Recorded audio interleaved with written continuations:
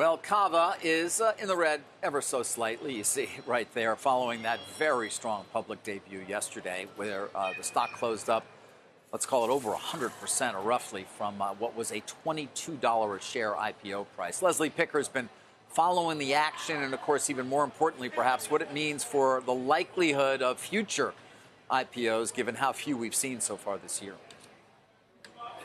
Yeah, David, I think that is the big question today, whether Cava's successful debut was idiosyncratic, specific to Cava, or if you could really extrapolate that to many companies that are still waiting in the wings. To answer that question, we need to look at both the buy side, that's investor demand for new issuance, and the sell side, companies that would be pursuing these listings. The buy side, clearly back. I'm told mutual funds were clamoring for a piece of Cava. Those who got allocations, including those 3 anchor investors, doubled their stakes in a day. The Renaissance IPO ETF, that's up 33% year to date, outperforming the S&P. That's another indication that investors are in the black on these types of holdings and will likely have appetite for more of them.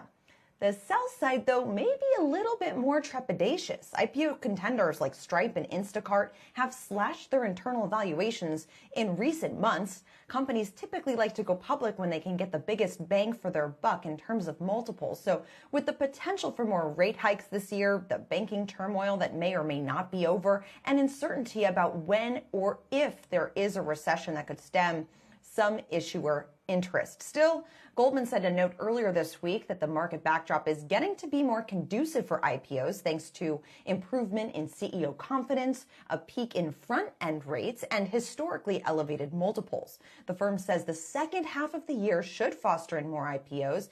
In speaking with sources behind the scenes, it seems like there's definitely interest, new and renewed, but don't necessarily expect the floodgates to be open in the near term thanks to this gangbusters debut by Cava, guys. You know, Leslie, on that note, though, any big names that we are focused on? I know we expect ARM perhaps to come towards the end of the summer, let's call it, owned by SoftBank now, a mature company, and an enormous company by IPO standards, certainly. Anything else that could be a barometer if, in fact, we hear it's going to really be coming soon? Well, Reddit has been on file for quite some time now, so that's one that people have been watching. Of course, Instacart, as I mentioned before, Stripe seems like it's going to take some time before really heading to the public markets. But you really kind of have to look at the comps. In the restaurant space, it's done really well. So Kate Rogers pointed out this week that Panera is a contender here, as well as some other restaurants. And so maybe that's more of the near-term IPO contender, is kind of in that more consumer space. We saw a pretty decent debut by Kenvue, which is a consumer company as well, operates in that consumer space, used to be the part of Johnson & Johnson. So, I think in the near term, it's really going to be sector specific. But in terms of those big kind of high growth IPOs, we may be waiting a few quarters for those to really come out.